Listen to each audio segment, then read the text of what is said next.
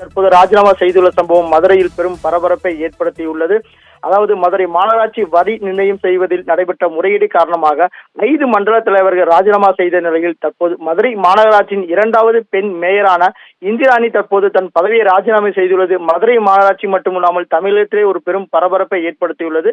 அதாவது மதுரை மாநகராட்சி ஆணையராக தினேஷ்குமார் பணியாற்றிய போது மாநகராட்சி பகுதியில் உள்ள வணிக கட்டிட நிறுவனங்கள், மண்டபங்கள், விடுதிகள், மருத்துவமனைகள் மற்றும் வீடுகளுக்கான வரி வசூல் தொடர்பாக ஆய்வு நடத்திய போது கிட்டத்தட்ட 2022-23 ஆண்டுகளில் 150 கோடி ரூபாய் வரி வசூலில் முறைகேடு செய்து மாநகராட்சிக்கு வருவாய் இழப்பு ஏற்பட தெரிய வந்தது. இந்த வரி முறைகேடு முழுவதும் அதிகாரிகளின் கடவுச்சொற்களை முறைகேடாக பயன்படுத்தி வரி குறைப்பு செய்தது ஆய்வில் தெரியவந்ததின் அடிப்படையில் இதுவரை சைபர் கிரைம் காவல்துறையினருக்கு ஆணையாளர் தினேஷ்குமார் புகார் அளித்திருந்தார். இதனிடையே விசாரணையில் தொய்வு ஏற்பட்ட நிலையில் புதிதாக பொறுப்பேற்றுள்ள தற்போதைய மதுரை மாநகராட்சி ஆணையரான சித்ரா விஜயன் விசாரணை துரிதப்படுத்திய நிலையில் தற்போது சென்னை உயர்நீதிமன்ற உத்தரவின்படி தற்போது விசாரணை ஆணையம் அமைக்கப்பட்டு விசாரணை நடைபெற்று வருகிறது.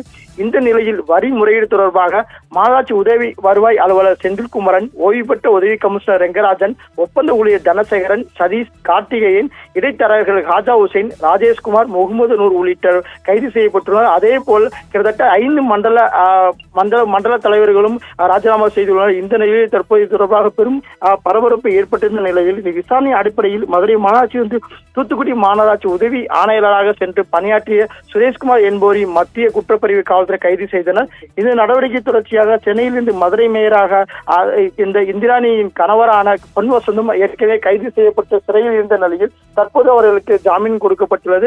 இந்நிலையில் மதுரை மாநகராட்சி வரி முறையீடு வழக்கு விசாரணை உயர்நீதிமன்ற மதுரையில் விசாரணை அதிகாரியாக சரக டிஐஜி அபினவ்குமார் தலைமையிலான விசாரணை நடைபெற்று வரும் நிலையில் தற்போது மதுரை மாநகராட்சியின் 2வது பெண் மேயர் என்று அழைக்கப்பட்ட இந்திராணி தற்போது தன் பதவியை ராஜினாமா செய்துள்ளார். இந்த சம்பவம் மதுரை மாநகராட்சியில் பெரும் பரபரப்பை ஏற்படுத்தியுள்ளது. அதாவது மதுரை மாநகராட்சி ஆணையர் சித்ரா விஜயிடம் ராஜினாமா கடிதத்தை தற்போது கொடுத்துள்ளார். இந்த ராஜினாமா கடிதம் ஏற்பது தொடர்பாக நாளை மறுநாள் அவசர கூட்டம், அதாவது துணை மேயர் நாகராஜன் தலைமையிலான இந்த கூட்டம் நடைபெறுவதாக தகவல் தெரிய வருகிறது.